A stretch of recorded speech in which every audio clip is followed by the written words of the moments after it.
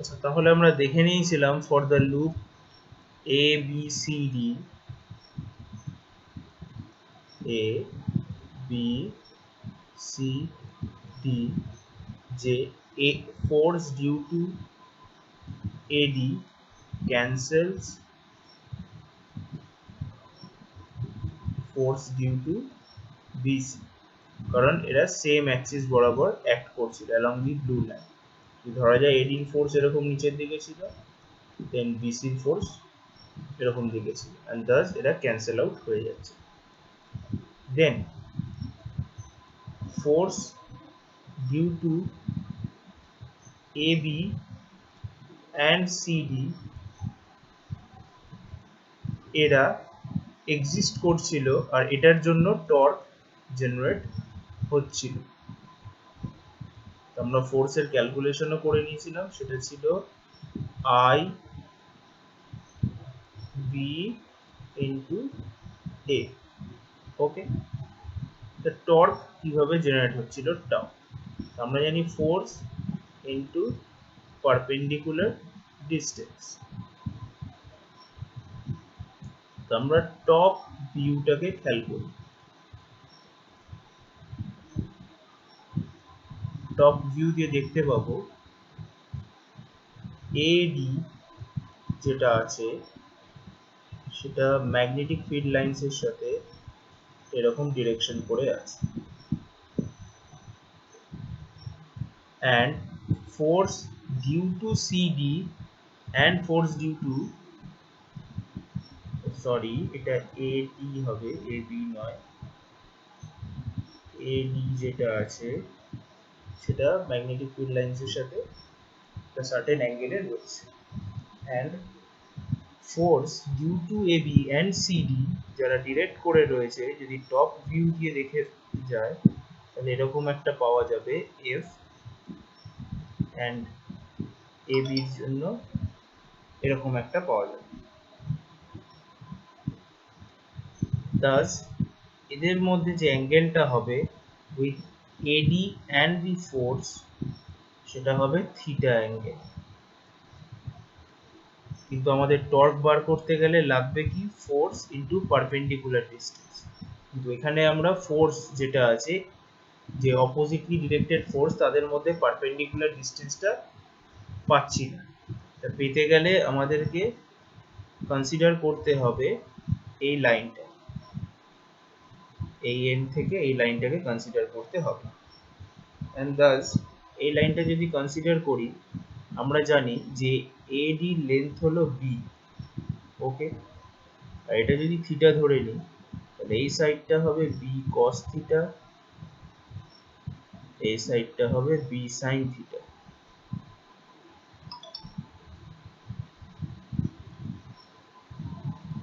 ওকে, তো আমরা পাবো হচ্ছে F into B sin theta টর্কের ফর্মুলা।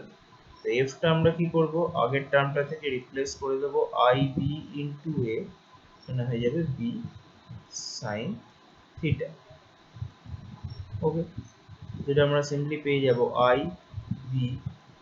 AB যে টার্মটা আছে এটাকে আমরা একসাথে লিখবো ক্যাপিটাল A, এটা stand as area of the loop.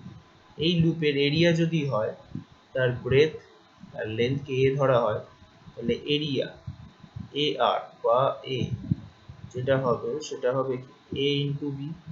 তো সিম্পলি আমরা এখানে সেটাই করলাম। তো I into B into A কে করলাম ইন্টু সাইন থিটা, সেটা পেলাম আমাদের ফাইনালি টর্কের formula. Okay, now I into A যে টার্মটা আছে সেটা আমরা অলরেডি স্টাডি করেছি অ্যাজ M। এটার নাম ছিল magnetic dipole moment, magnetic dipole moment.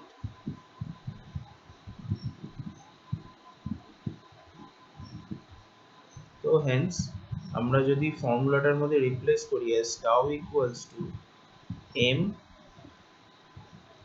Into B sine theta, যেটাকে ফার্দার আমরা লিখতে পারবো m cross B with tau as a vector। তাহলে আমরা খুব ইজিলি ভেক্টর ফর্মে টর্কের যে এক্সপ্রেশনটা, যে টর্কটা জেনারেট হচ্ছে যখন কারেন্ট ফ্লো করছে একটা কয়েলের মধ্যে দিয়ে, সেটা পেয়ে গেলাম এম ক্রস বি।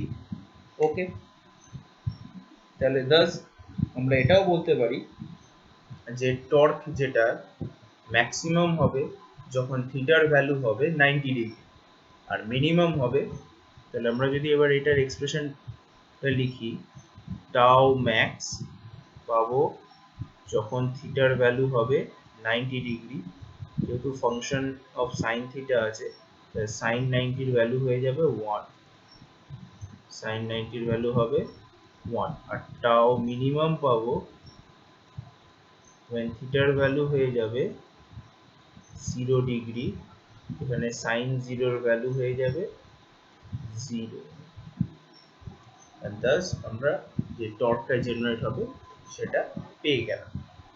নেক্সট আমরা যে টপিকটা হবে সেটা হচ্ছে মুভিং কয়েল গ্যালভানোমিটার। আমরা গ্যালভানোমিটারে ইউজ করেছি, গ্যালভানোমিটার জানি কি দেয়, একটা ডিফ্লেকশন দেয় যখন কারেন্ট ফ্লো করে, কিন্তু গ্যালভানোমিটারের ওয়ার্কিং বেসিক প্রিন্সিপালটা হলো ঠিক আগের যে টপিকটা আমরা স্টাডি করলাম, যে একটা কয়েলের মধ্যে দিয়ে যখন কারেন্ট যাচ্ছে আর ওটাকে একটা ইউনিফর্ম ম্যাগনেটিক ফিল্ডের মধ্যে রাখা হয়েছে, ওটা টর্ক জেনারেট করছে, ঠিক সেই প্রিন্সিপালটাকে ইউজ করে আমাদের গ্যালভানোমিটার কাজ করে। অ্যাজ ইফ আমরা ধরে নিতে পারি যে এখানে যে পি কিউ আর এস যে কয়েলটা আছে সেটা হলো আমাদের আগের এক্সপেরিমেন্টের কয়েলটা, আর এন আর এস যেটা নর্থ আর সাউথ দুটো হর্সশু ম্যাগনেটের মতন ম্যাগনেট ইউজ করা হয়েছে যাতে আমরা ইউনিফর্ম ম্যাগনেটিক ফিল্ড পাই, তার মধ্যে এই কয়েলটাকে প্লেস করে দেওয়া। কয়েলটার মধ্যে দিয়ে ঠিক যখনই কারেন্ট যাবে, যেটা গ্যালভানোমিটারে হয়ে থাকে, একটা কারেন্ট যায় আর তখনই একটা স্লাইড ডিফ্লেকশন দেয়। ঠিক ডিফ্লেকশনটা কেন, এখানেও একটা টর্ক জেনারেট হবে, আবার ওটা রিকয়েল করে আগের জায়গায় ফেরত চলে আসবে। তো এবার স্টাডি করে দেখা যাক যে পুরো অ্যারেঞ্জমেন্টটা কিভাবে কাজ করছে বা ডিটেইল স্ট্রাকচার স্টাডি। তার আগে আমি বলবো যে এর যে ডায়াগ্রামটা আছে এটা ভালোভাবে ড্র করে নিতে, কারণ এই ডায়াগ্রামটা as a part of question আসতেই পারে বা এটা প্র্যাকটিক্যালেও অনেক কাজে লাগে। ওকে, তাহলে এটা বেস করছে কি, when current carrying coil is placed within a magnetic field it experience torque। তাহলে এটা completely based on the topic of torque, যেটা আমি বললাম। তাই এই হোল অ্যারেঞ্জমেন্ট, এই পুরো অ্যারেঞ্জমেন্ট সেটআপটাকে আমরা রাখবো এমন একটা চেম্বারে যেখানে একটা গ্লাস উইন্ডো থাকবে, যাতে আমার এক্সটার্নাল কোনো ডিস্টারবেন্স যেমন যদি কোনো হাওয়া, একটু জোরে হাওয়া এলো, তাতে যদি আমার কয়েলটা টার্ন করে যেতে পারে, সেরকম যেন কোনো এক্সটার্নাল ডিস্টারবেন্স এসে এটার উপর এফেক্ট না করে, ঠিক সেই ভাবে আমরা এটাকে ইউজ করি। আর তার সাথে একটা গ্লাস উইন্ডো রাখা রইলো যাতে আমরা অবজার্ভ করতে পারি বা জায়গাটাকে দেখতে পারি যে কি রকম ডিফ্লেকশন দিচ্ছে। তাহলে ইন ডিটেলস এবার স্ট্রাকচারের দিকে দেখা যাক। তার স্ট্রাকচারটার মধ্যে রয়েছে T1 T2 বলে এগুলোকে কিছু টার্মিনাল হিসেবে রাখা হয়েছে। সেই টার্মিনাল গুলো কি, এগুলোকে বাইন্ডিং টার্মিনাল বলে। এইগুলো দিয়ে স্প্রিং গুলোকে কানেক্ট করা হয়েছে, এর মধ্যে দিয়ে কারেন্ট ফ্লো করতে পারবে, এগুলো জন্য সব। ওকে, তা কনসিডার করা যাক আমার T1 যে টার্মিনালটা আছে এটা দিয়ে আমার কারেন্টের ফ্লোটা স্টার্ট হবে। তাহলে যদি কারেন্টটা এখান দিয়ে এন্টার করে, আমি একটু ডিপ কালার ইউজ করি, কনসিডার করা যাক T1 দিয়ে যদি কারেন্টের ফ্লোটা স্টার্ট হয়, এটা যে ব্লু পাথটা রয়েছে এখান দিয়ে এন্টার করবে, করে ডিরেক্টলি আমার এই ব্লু লাইন যেটা রয়েছে এটা হলো আমার কন্ডাক্টিং একটা ওয়্যারের মতন আছে, সেখান দিয়ে কারেন্টটা ফ্লো করবে, করে ডিরেক্টলি আমাদের যে কোর উইথ আ কয়েল।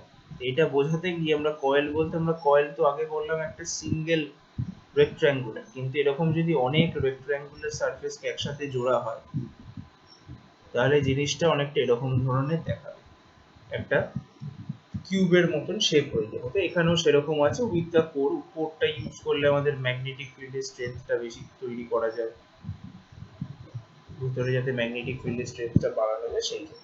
তাহলে এটা কি করবে, কারেন্টটা সিম্পলি এখান দিয়ে ফ্লো করবে, দিয়ে কয়েলের মধ্যে দিয়ে যাবে, দিয়ে স্প্রিং যেটা অবশ্যই একটা মেটাল আছে সেখান দিয়ে ফ্লো করে ফাইনালি এই টার্মিনাল দিয়ে বেরোবে, বেরিয়ে এটা এখান দিয়ে গিয়ে T2 টার্মিনাল দিয়ে আউট হয়ে যাবে। তাহলে আমরা এন্ট্রি টার্মিনাল আর এক্সিট টার্মিনালটা পেয়ে গেলাম, সেটা হয়ে গেল T1 T2। টিটার কাজ কি, টিটার রেসপেক্টে আমাকে এই কয়েলটা যেটা আছে, কোর যেটা আছে, সেই কোরের যে কয়েলটা রয়েছে সেটাকে হ্যাং করা হয়েছে। ওকে, তাহলে এবার এখানে দেখা যাক যে আমরা যে কোরটাকে প্লেস করেছি সেটাকে প্লেস করেছি একটা ফিক্সড ম্যাগনেটিক ফিল্ড দিয়েছি নর্থ আর সাউথ।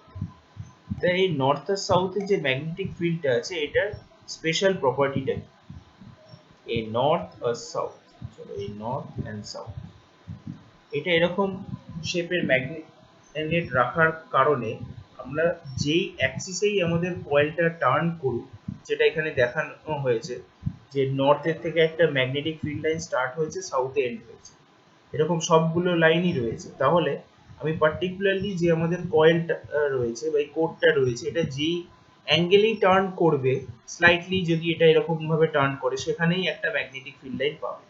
যদি এটা সামান্য চেঞ্জ হয়ে যায় সেই দিকেও একটা ম্যাগনেটিক ফিল্ড লাইন পাবে, বা আবার অন্যদিকে চেঞ্জ হলো সেইখানেও একটা ম্যাগনেটিক ফিল্ড লাইন পাবে।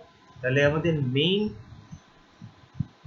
মোটো ছিল যাতে ম্যাগনেটিক ফিল্ড লাইনটাকে প্রতি সময় প্যারালাল করা যায় with the axis of the coil. Okay, তার মানে যেদিকে কয়েল ডিরেক্ট করে থাকবে ঠিক সেই দিকে যেন ম্যাগনেটিক ফিল্ড লাইনটাকে সবসময় প্যারালাল করে দেওয়া যায়। তাহলে আমাদের যে বেসিক প্রপার্টি, যে আমাদের কয়েলটা যেদিকে থাকবে ম্যাগনেটিক ফিল্ড লাইন্স গুলো সেই দিকেই অ্যাক্ট করবে। তাহলে আমাদের কয়েলের যে মেইন অ্যাক্সিস থাকে তার সাথে ম্যাগনেটিক ফিল্ড লাইন সবসময় করবে কত, 90 ডিগ্রি। তাহলে আমরা ম্যাক্সিমাম ভ্যালু অফ ফোর্স বা টর্কটা পাবো। ওকে, তাহলে এবার সেটাকে যদি ক্যালকুলেট করা যায় ঠিক আগের বারের মতনই আমরা চেষ্টা করব। এখানেও আমরা কনসিডার করে নেব যে আমাদের ম্যাগনেটিক ফিল্ড লাইনটা রয়েছে along this direction, কিন্তু এইবার যেটা আমি বললাম যেহেতু এটা রয়েছে প্যারালালে, তাই জন্য এইবারে যে কয়েলটা থাকবে ঠিক ডিরেক্টলি এইভাবে প্লেস হবে।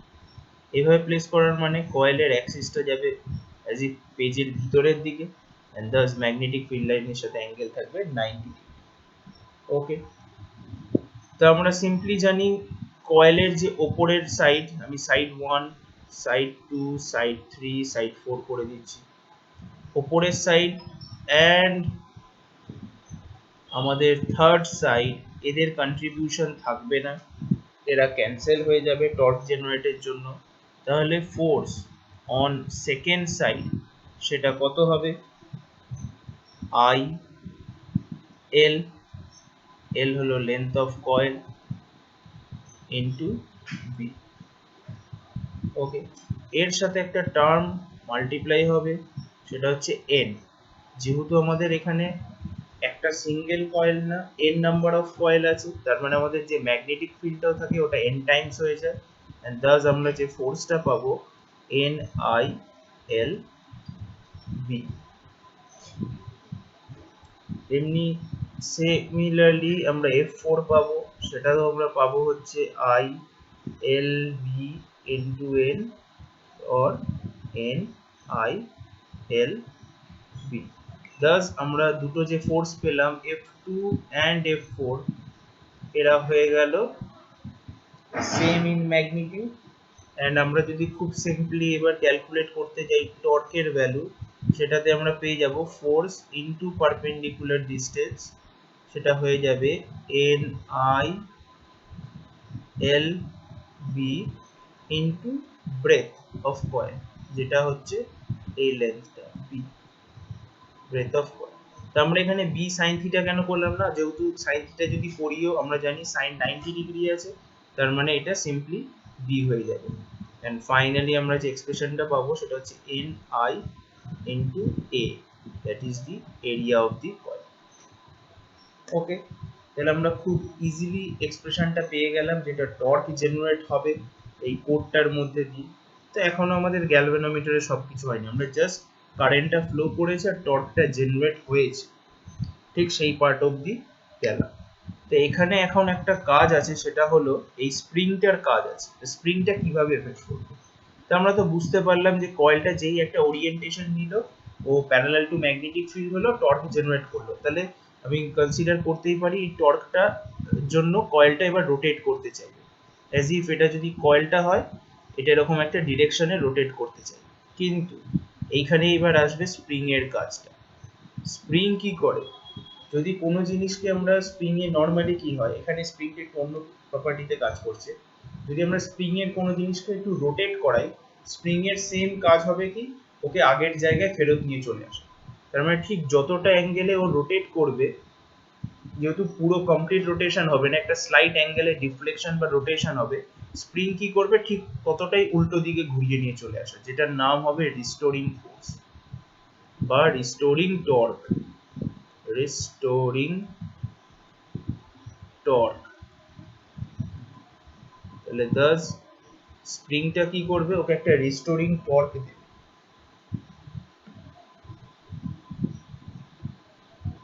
তাহলে এই রিস্টোরিং টর্কটা দিয়ে, ওকে, তাহলে এটা কি করবে, একটা রিস্টোরিং টর্ক দেবে। তো এই রিস্টোরিং টর্কটাকে দিয়ে স্প্রিংটা ওকে আগের জায়গায় ফেরত নিয়ে আসতে যাবে। এবার দেখা যাক কি করতে চাইছে। তা due to the presence of the torque, তার মানে কয়েলটা যেহেতু টর্কটা ছিল, সেই জন্য কয়েলটা কি করলো, এরকম একটা ডিফ্লেকশন দিল। তো কয়েলটা এরকম ছিল, টর্কের জন্য কয়েলটা এরকম ঘুরে যেতে চায়। ওকে, এবার যেহেতু আমাদের সাসপেনশন ফাইবার বলা যেতে পারে বা একটা স্প্রিং বলা যেতে পারে, সেটাও টুইস্ট করে যাচ্ছে, তাই জন্য একটা রিস্টোরিং কাপেল জেনারেট করছে এই fibre, that is proportional to angular twist. তার মানেটা কি, আমি যতটা স্প্রিংটাকে এরকম বলা যেতে পারে ঘোরাবো, ঠিক ততটা অ্যামাউন্টে স্প্রিংটা আবার নিজের আগের জায়গায় ফেরত চলে আসার চেষ্টা করবে। It will try to get back. এটা যেহেতু চেষ্টা করছে, সেখানে আমি বলতেই পারি যে রিস্টোরিং কাপেল বা রিস্টোরিং টর্কটা হবে K into alpha. K spring এর একটা certain value of constant, okay, and আলফাটা হয়ে গেল অ্যাঙ্গুলার টুইস্ট। তার মানে ঠিক যতটা অ্যাঙ্গেল, ধরে নেওয়া যাক ও 30 ডিগ্রি অ্যাঙ্গেল ঘুরেছে, তাহলে ততটাই 30 ডিগ্রি অ্যাঙ্গেলের ওপর ডিপেন্ড করে এটা একটা টর্ক জেনারেট করবে, যাতে ওটা 30 ডিগ্রি যদি ক্লকওয়াইজ ঘোরে, তাহলে অ্যান্টি ক্লকওয়াইজ ঘুরিয়ে ওকে আগের জায়গায় ফেরত নিয়ে আসবে। ওকে, তাহলে আমরা যদি আগের জায়গায় ফেরত আসতে চাই বা ব্যালেন্স করতে চাই কয়েলটাকে, তাহলে আমি বলতেই পারি কয়েলে যে টর্কটা জেনারেট হচ্ছে সেটা ইকুয়ালস টু হবে রিস্টোরিং টর্ক অফ স্প্রিং বা সাসপেনশন ফাইবার, যেটাই বলা হোক। তা সেই এক্সপ্রেশনটাকে ইউজ করে আমরা একটা এক্সপ্রেশনে দাঁড়াচ্ছি, সেটা হচ্ছে I equals to K, K এটা যেখানে ইউজ করেছি, divide by N B A into alpha. Alpha হয়ে গেল আমাদের যেটা অ্যাঙ্গুলার টুইস্ট। আমরা টোটাল কনস্ট্যান্টটাকে কে প্রাইম ধরে নিলাম, একটা কনস্ট্যান্ট ভ্যালু। সেটা দিয়ে আমরা ফাইনালি যেটা পেলাম সেটা হলো I proportional to alpha. Thus আমরা পেলাম অ্যাঙ্গুলার যে টুইস্টটা আছে এটা কমপ্লিটলি ডিপেন্ড করছে কার ওপর, যদি সবকিছু প্যারামিটারকে কনস্ট্যান্ট রাখা হয়। আমরা একটা কয়েলের নাম্বার অফ টার্নসকে কনস্ট্যান্ট রাখতে পারি, যে ম্যাগনেটিক ফিল্ডের সেট আপ আছে সেটাকেও কনস্ট্যান্ট রাখতে পারি, অ্যান্ড এরিয়া অফ দ্য কয়েলকেও কনস্ট্যান্ট রাখতে পারি, আর মেটেরিয়াল যেটা স্প্রিং এর আছে সেটাও কনস্ট্যান্ট রাখতে পারি। এগুলো সব যদি কনস্ট্যান্ট রাখা হয়, তাহলে আমরা পাবো যে কারেন্টটা যেটা আছে সেটা হয়ে যাবে প্রপোর্শনাল টু অ্যাঙ্গুলার টুইস্ট। তাহলে আমরা এখানে দেখছি যে প্রপোর্শনালিটি আছে সেটা হলো লিনিয়ার প্রপোর্শনাল। লিনিয়ার কেন, ডাইরেক্টলি প্রপোর্শনাল যেহেতু, তাই জন্য এটাকে লিনিয়ার প্রপোর্শনালিটি বলতে পারি, যে কারেন্ট ডিরেক্টলি প্রপোর্শনাল টু তোমার অ্যাঙ্গুলার টুইস্ট। তার মানে আমার সার্টেন ভ্যালু অফ কারেন্ট, ধরা যাক আমার কারেন্ট ফ্লো করেছে 5 অ্যাম্পিয়ার, ঠিক সার্টেন ভ্যালু অফ কারেন্ট যেই ফ্লো করছে আমার গ্যালভানোমিটার দিয়ে, তা গ্যালভানোমিটার দিয়ে ফ্লো করা মানে কি, আমরা জানি কাঁটাটা এরকম একটা ডিফ্লেকশন দেবে। তো ডিফ্লেকশনটা কেন দিল, directly proportional to angular twist হয়ে গেল।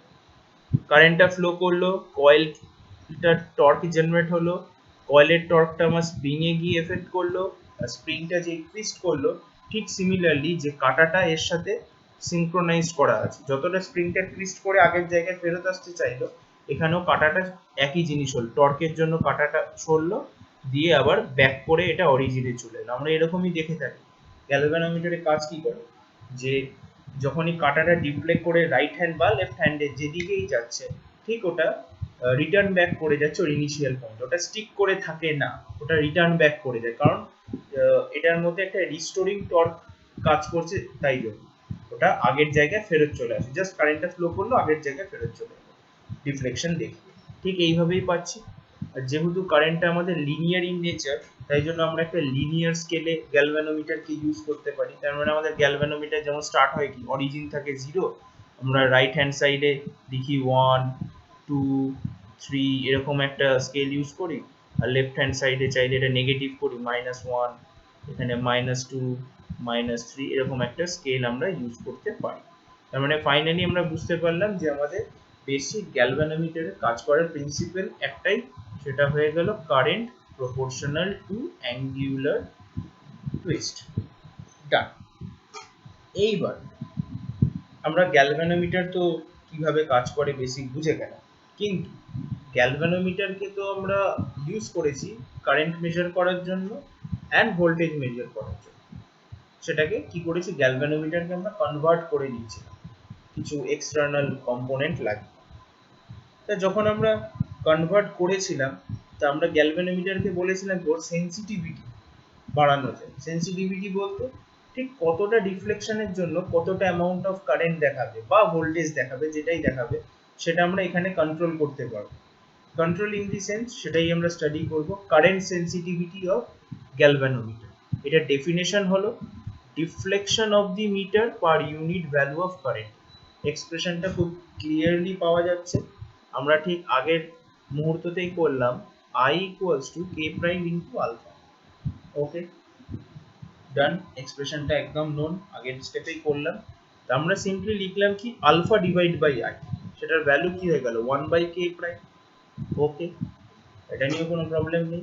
তাহলে দাস আমরা পেয়ে গেলাম কি, কে প্রাইমের ভ্যালু আমরা আগেরটায় করেছিলাম, আগের এখানে তাও আমি একবার রিপিট করছি যে কে প্রাইমের ভ্যালু ছিল কত, কে ডিভাইড বাই এন বি এ, এখানে আমরা সেম করলাম 1/k প্রাইম, তাই জন্য এন বি এটা উপরে চলে গেল, ডিভাইড বাই কে হয়ে গেল। তাহলে আমরা কারেন্ট সেন্সিটিভিটি যে এক্সপ্রেশনটা সেটা পেয়ে গেলাম, NBA ডিভাইড বাই স্মল। তো এবার কি করে এই টার্মটা কারেন্ট সেন্সিটিভিটি দিচ্ছে সেটা দেখা যায়। ডেফিনেশন তো ক্লিয়ার, যে আমাদের যে ডিফ্লেকশন দেবে উইথ পার ইউনিট কারেন্ট। তা আমরা যদি একটা গ্যালভানোমিটারের সেন্সিটিভিটি বাড়াতে চাই, তার মানে এই যে টার্মটা আছে, এখন যে টার্মটাকে স্টাডি করলাম, এটার ভ্যালু আমাকে হাই করতে হবে। তা বোঝা যাচ্ছে এটার ভ্যালু হাই করতে গেলে আমার কাছে প্যারামিটার কি আছে, n নাম্বার অফ টার্নস, ওকে। তারপরে প্যারামিটার আছে b ম্যাগনেটিক ফিল্ড, যেটা আমাদের ওই নর্থ আর সাউথ পোল ওয়ালা স্ট্রং ম্যাগনেটটা দিচ্ছিল, b field, and a area of loop. Okay, area of loop. তো এবার এটা কিভাবে ভ্যারি করবো, আমি যদি নাম্বার অফ টার্নস বাড়াই, তার মানে এই কয়েলের যদি নাম্বার অফ টার্নসটাকে আরো ইনক্রিজ করতে থাকি, এরকম ইনক্রিজ করা যেতেই পারে। যত ইনক্রিজ করব তত কি হবে, টর্কটা বাড়ানো যেতে পারে, তাতে এখানে সেন্সিটিভিটিটা বাড়ানো যায়। ওকে, অ্যান্ড আমরা এরিয়া অফ কয়েল, মানে কয়েলকে ক্রমশ এখন যা ছিল তার থেকে আরো বড় করলাম, তাহলেও বাড়ানো যেতে পারে। কিন্তু এই দুটো কেসে, এই কেস আর এই কেসে প্রবলেম একটাই আছে, যত আমি কয়েলের এরিয়া বড় করব রেজিস্ট্যান্সটা বেড়ে যাবে, আমার গ্যালভানোমিটারের রেজিস্ট্যান্সটা হাই হয়ে যাবে, কারণ ওয়্যার বেশি ইউজ হবে। সিমিলারলি যত নাম্বার অফ টার্নস বাড়াবো তখনও নাম্বার অফ টার্নস বাড়বে, ওয়্যার তত বেশি ইউজ হবে, অ্যান্ড রেজিস্ট্যান্স তত বেশি বেড়ে যাবে। তো আমাদের এই দুটো টার্মকে খুব বেশি আমরা বাড়াতে পারবো না, তাহলে এটা উল্টো এফেক্ট করবে। রেজিস্ট্যান্স বেড়ে গেলে কি হবে, আমরা তো ওটাকে সেই অ্যামিটারের মতন ব্যবহার করতে পারবো না, বেশি রেজিস্ট্যান্স হয়ে যাবে, সিরিজে লাগানো যাবে। তাহলে আমাদের কাছে আরো একটা টার্ম আছে, সেটার নাম হলো বি, ইন্টারনাল যে ম্যাগনেটিক ফিল্ড আছে ওর স্ট্রেংথটা আমরা একটু বেশি রাখতে পারি, রাখলে আমাদের সেন্সিটিভিটিটা ভালো দেবে। দেন আরো একটা টার্ম আছে যেটা হলো স্মল কে, যে টার্মটা আছে, তা স্মল কেটা কার আছে, ওই স্প্রিং এর জন্য টার্মটা রয়েছে। স্প্রিং বা আমাদের যে ফাইবারটা দিয়ে ঝোলানো আছে সেটাও বলতে পারি। তা এই স্প্রিংটা থাকার জন্য কি হবে, স্প্রিং এর যদি এই কনস্ট্যান্টটাকে আমরা ভ্যালুটা কমাতে পারি, তাহলে আমরা বা বলতে পারো যে যে ফাইবারটা কি ঝোলানো হয়েছে সেই ভ্যালুটাকেও যদি আমরা কমাতে পারি, কে এর ভ্যালু, তাহলে আমরা পুরো সেন্সিটিভিটিটা ইনক্রিজ করতে পারি। তো সেটা ডিপেন্ড করবে আমরা কিরকম ধরনের ফাইবার ইউজ করবো তার। ওকে, নেক্সট অ্যান্ড ফাইনাল যে টার্ম আমরা করবো সেটা না হলো ভোল্টেজ সেন্সিটিভিটি। ওভারল্যাপ, তো চলো ওভারল্যাপ গুলো মুছে দেওয়া যাক। ভোল্টেজ সেন্সিটিভিটি, তো ভোল্টেজ সেন্সিটিভিটি জিনিসটা কি, সেম যেমন ভাবে কারেন্ট সেন্সিটিভিটি করেছি ভোল্টেজ সেন্সিটিভিটি হবে। এখানে টার্মগুলো দেখা যাচ্ছে যে deflection of meter per unit voltage একদম আগের মতন আছে, খালি ওটা কারেন্ট ছিল, এটা ভোল্টেজ। এক্সপ্রেশন কিভাবে পাবো, alpha divide by V. Alpha আমাদের অ্যাঙ্গুলার যে টুইস্ট ছিল, আর ভিটা হলো ভোল্টেজ। ভালো কথা। তা আলফাকে ডিভাইড বাই ভি, ভি মানে তো আমরা খুব ইজিলি জানি I into R, I into আরটাই লেখা হয়েছে। ভালো।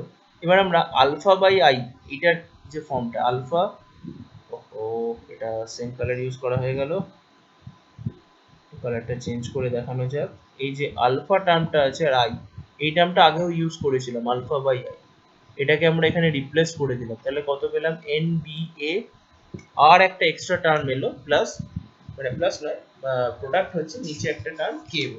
আমরা ঠিক আগের মতন যে প্যারামিটারস গুলো আছে ওগুলোকে আমরা যদি ভ্যারি করি, আমরা ভোল্টেজ সেন্সিটিভিটি অফ গ্যালভানোমিটার বাড়াতে পারি। খুব ভালো কথা। তাহলে আমরা তার মধ্যে সব থেকে প্রেফারেবল যে টার্ম সেটা কনসিডার করবো হচ্ছে ম্যাগনেটিক ফিল্ডটা। ম্যাগনেটিক ফিল্ডের যত স্ট্রেংথ হাই করতে পারবো, তত আমাদের সেন্সিটিভ একটা গ্যালভানোমিটার তৈরি হবে, ভোল্টেজ সেন্সিটিভ বা কারেন্ট সেন্সিটিভ। তাহলে ম্যাগনেটিক ফিল্ড আমাদের সব থেকে বেসিক প্রায়োরিটিতে থাকবে। আর দেন আর আর এটা অবশ্যই হবে রেজিস্ট্যান্সটা। রেজিস্ট্যান্সের ভ্যালু যত লো করা যাবে, তত আমাদের সেন্সিটিভিটি বেটার করা যাবে। অ্যান্ড দাস আমরা এই প্যারামিটারগুলোকে ভ্যারি করে আমাদের সেন্সিটিভিটি অফ গ্যালভানোমিটার ইনক্রিজ বা ডিক্রিজ করতে পারি। তো আজকের ভিডিও এখানেই কমপ্লিট।